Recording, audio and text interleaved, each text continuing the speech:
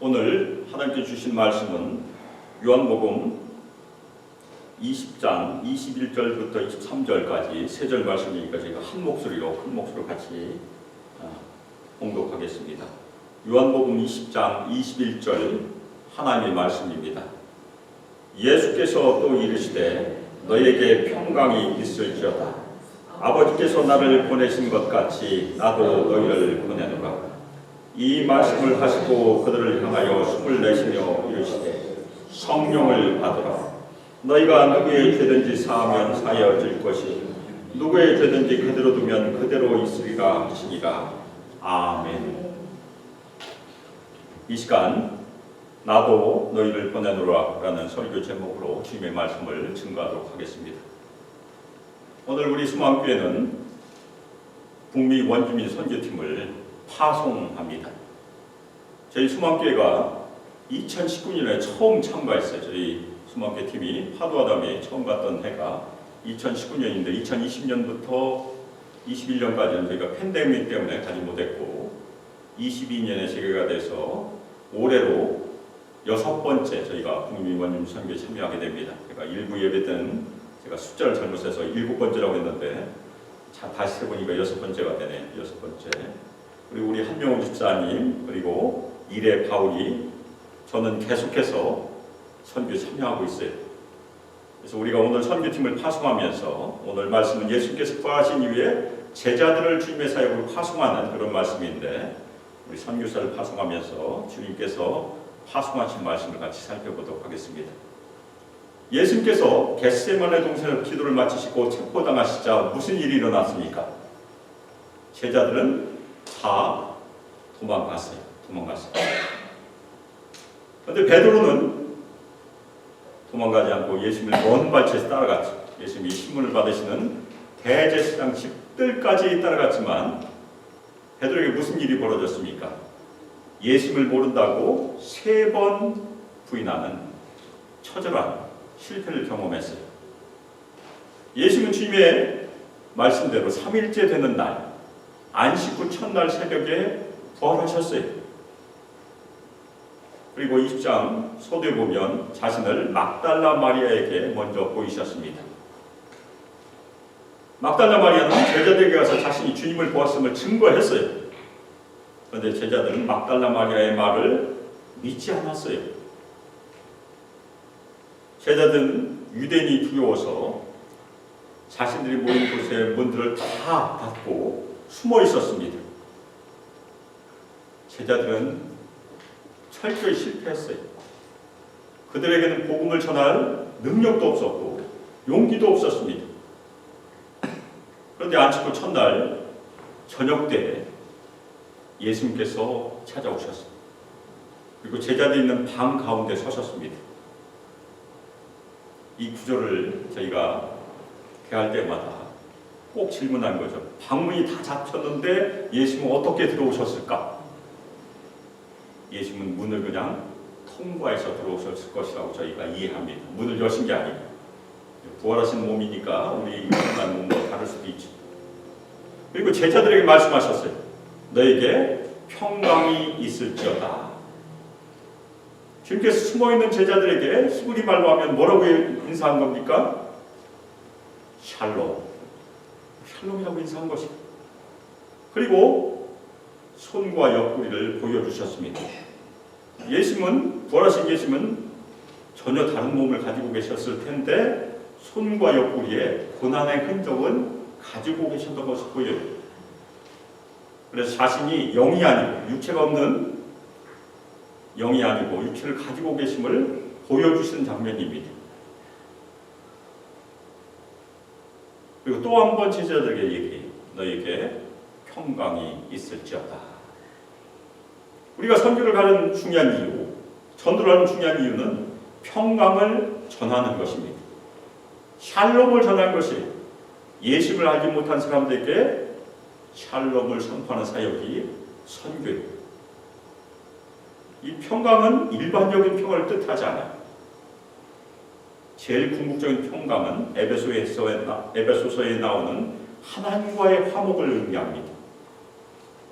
원래 사람은 아담 이후에 하나님과 원수가 되었지만 예수의 피로 하나님과 화목되었다는 아주 중요한 개념이 바로 이 샬롬에 들어있습니다. 우리가 매년 방문하는 이 북미 원주민들 예수를 알지 못하고 받아들이지 않습니다. 우리가 믿는 기독교는 백인의 종교라고 생각해서 아주 배척을 해요. 대부분 북미 원주민들은 예수 그리스도를 통한 하나님과의 화목, 평강, 샬롬에 들어오지 못하고 있는 것입니다. 우리 모든 성도들 그리고 우리 선교사들은 바로 그 북미 원주민들에게 예수 그리스도의 평강, 샬롬을 전하도록 부름받은 주님의 일꾼들이 우리는 다 선교사입니다. 오늘 말씀에서 주님은 제자들 세상 속으로 보내세요. 아버지께서 나를 보내신 것 같이 나도 너희를 보내노라. 먼저 하나님 아버지께서 하나님의 아들 예수를 이 땅에 선교사로 보내셨어요. 그러니까 성육신 사건, 말씀이 육신되어 이 땅에 오신 사건이 선교사로 오신 사건입니다. 그리고 예수님께서 이 땅에 오셔서 처음 복음을 어떻게 선포하셨습니까? 마가복음 1장 15절에 의하면 하나님의 나라를 전파하셨어요. 하나님의 나라. 회개하고 복음을 믿으라. 근데 우리가 나라라고 하면 장소라는 개념이 먼저 떠오르기 때문에 오히려 하나님의 다스리심이라고 이해하는 것이 더 좋아요. 회개하고 하나님의 다스리심 안으로 들어가는 것, 하나님의 통치하심 안으로 들어가는 것이 예수님이 선포하신 복음의 메시지입니다. 예수님께서는 우리가 아는 것처럼 십자가에서 죽으시고 장사 지낸 바 되었다가 제3일에 일으키심을 받고 이제 하나님께로 다시 돌아갈 때가 된 것입니다. 승천하실 때가 된 것이 예수님께서 하나님께로 돌아가시면서 승천하시면서 자신이 하셨던 사역을 지금 제자들에게 맡기고 계시는 그런 장면이에요. 그래서 주님께서 나도 너희를 보내노라. 이 말씀은 주님께서 자신이 이 땅에서 하시던 일을 이제 제자들이 하라는 그런 말씀입니다. 물론 예수님께서만 하셨던 사역이 이 땅에서 하셨던 사역이 분명히 있어요. 첫 번째 육신을 입고 이 땅에 오신 사역은 예수만 하실 수 있는 성육신 사역입니다. 그리고 십자가에서 피를 흘리심으로 많은 사람들의 죄를 대신해서 죽으신 일도 예수님께서만 하실 수 있는 일이에요. 그러면 우리가 무슨 일을 할 수 있을까? 주님께서 하셨던 하나님 나라의 복음을 선포하는 것은 우리가 이어서 할 수 있다는 얘기입니다. 예수님께서 이 땅에 오신 중요한 목적이 무엇입니까? 잃어버린 자를 찾아서 구원하러 오셨어요. 우리는 원래는 다 잃어버린 사람들이었었어요. 근데 한 사람 한 사람 주님께서 찾아오셔서 우리를 다 구원하셨어요. 그리고 하나님의 다스리심과 진리를 선포하러 이 땅에 오셨습니다. 그래서 우리가 선교한 것은 잃어버린 자를 찾아서 가서 그들을 주님께로 초청하는 일입니다. 예수를 소개하고 예수를 통한 죄사함이 있음을 소개하고 구원이 있음을 소개하고 하나님과의 평강, 화목이 있음을 선포하는 것이 우리가 해야 될 일이에요. 어느 지역에 가든지 방법은 다르지만 복음은 똑같다는 얘기입니다. 하나님의 나라, 하나님의 다스리심, 주님의 진리를 가르치는 것이 우리가 해야 될 일이에요. 그래서 우리 소망교 선교사들이 북미 원주민 선교지로 향하는 우리의 목적도 분명해요. 우리는 단순히 그들에게 물질적인 도움을 주거나 서구화된 기독교 문화를 전해주는 가는 것이 아니에요. 우리가 방문하는 파도아담의 부족은 잘 사는 부족이에요. 물질적인 도움이 필요가 없어요. 그렇지만 그들은 역사적으로 아주 깊은 상처가 있습니다. 트라우마가 있어요. 우리가 만날 때마다 자신들이 어떻게 고통을 받았는지 많이 얘기해줘요. 그러나 우리가 가는 것은 그들을 인간적인 위로로 치유하러 가는 것도 아니에요. 우리는 예수님께서 행하셨던 방식 그대로 하나님과 원수되는 자들에게 화목하게 하는 진리의 말씀을 전해주러 가는 것입니다. 그들에게 정말로 필요한 것이 무엇입니까? 살아계신 예수 그리스도가 그들에게 필요하다는 얘기입니다. 예수님께서는 그들에게 진정한 평강과 하나님과의 화목을 주실 수 있기 때문에 우리는 예수님을 전하는 것입니다. 그 다음에 이어서 주님은 제자들에게 숨을 내쉬면서 말씀하셨습니다. 성령을 받으라. 이 말씀이 우리 모든 선교사들에게, 우리 성도들에게 임하기를 주님의 이름으로 축원합니다. 아멘. 우리는 이미 성령을 받았어요. 성령은 내주하시지만 능력으로 역사하시는 성령 충만함은 반복적으로 필요할 수 있어요. 에베소서 5장 18절 우리가 잘 아는 말씀인데, 술 취하지 말라 이는 방탕한 것이니 성령 충만함을 받으라. 성령 충만함을 받으라는 것이 현재형으로 기록이 되어 있습니다. 매일매일 우리는 그것을 위해서 기도해야 된다는 얘기입니다. 어제 충만은 오늘의 충만이 아니라는 얘기입니다. 우리 모든 선교사들 떠나시면서 기도하실 때 성령 충만함을 위해서 기도하시기를 주님의 이름으로 축원합니다. 주님께서 왜 성령을 주십니까? 제자들이 사명을 받았는데 사명을 완수할 수 있는 능력이 필요하다는 얘기. 우리도 마찬가지예요. 그런데 예수께서 숨을 내쉬는데 이 숨을 내쉬는 그 장면 창세기 있습니다. 하나님께서 흙으로 사람을 지으시고 생기를 불어넣으시는 장면과 아주 흡사해요. 우리말 성경에는 생명이 되었다라고 되어 있는데 원래 living being, 살아있는 존재가 되었다는 그런 뜻입니다. 마찬가지로 예수님께서 숨을 제자들에게 불어넣으신 것은 새로운 영적인 창조가 일어났다는 장면입니다. 영적인 생명의 탄생, 그것은 성령으로만 가능해. 사람이 예수를 믿는 것은 성령이 역사해야 믿을 수 있다는 얘기입니다. 원주민들에게도 주님께서 예비하신 사람들이 있을 수 있어요. 그 사람들을 만날 수 있기를 주님의 이름으로 축원합니다. 어떤 사람이 우리에게 물어볼 수 있어요. 너희들은 왜 매년 여기 오냐? 자주 물어보는 사람이 진짜 있어요. 우리가 어떻게 대답할지를 또 우리가 준비하고 가야 돼요. 우리가 가지고 있는 소망이 무엇인지, 왜 우리가 반복적으로 거기를 가는지. 너에게 내가 소개할 사람이 하나 있다.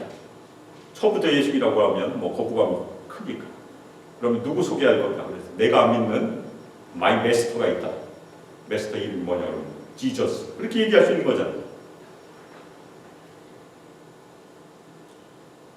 우리가 전도를 하면 잘못하면 쫓겨날 수 있지만 내가 믿는 것을 얘기한다는 것은 전도가 아니니까. 저도 거기 가서 여러 번 원주민들에게 설교를 한 적이 있어요. 그분들이 거기 있었기 때문에 저는 당연히 우리 대상이 우리 팀원들이니까 팀원들에게 영어로 설교를 했고 그분들을 떠나지 않고 거기 있었으니까 그냥 고스란히 제 설교를 다 들었습니다. 그렇다고 우리가 쫓겨나지 않았어요. 우리가 수동적으로 겸손과 온유로 선교를 할 수 있습니다. 능동적으로 하면 어렵지만 그분들이 물어보면, 우리가 가지고 있는 소망의 이유를 물어보면 우리는 대답할 수 있습니다. 우리가 여러 가지 훈련도 받고 여러 가지 준비를 했습니다. 그렇지만 성령의 나타남과 능력이 없으면 이 모든 것은 소용이 없을 수 있다는 얘기입니다. 성령의 능력만이 우리가 만나는 국민 원주민들의 영혼을 거듭나게 하고 완악한 마음을 부수어서 예수 앞에 굴복시킬 수 있어요. 그래서 성령의 능력이 우리 모든 선교사들에게 충만히 임하기를 주님의 이름으로 축원합니다.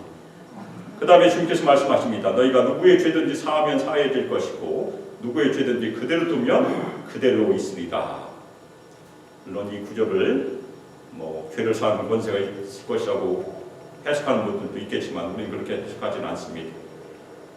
우리 교회가 죄사함을 선포하는 권위를 가지고 있다고 우리는 이해합니다. 그래서 우리 교회가, 우리 선교사들이 예수 그리스도의 십자가의 복음을 선포할 때 그 복음을 믿는 사람은 다 죄사함을 얻게 되는 것이고 거부하는 사람은 죄 아래 그대로 남아있게 된다. 인간의 가장 큰 비극은 경제적인 빈곤이나 교육의 부재나 아니면 소외가 아니에요. 하나님의 진노 아래 있다는 것이 가장 큰 비극입니다.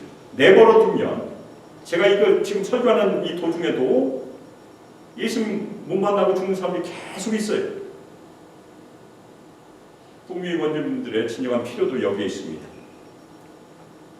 그들은 중독의 문제가 아주 심각해요.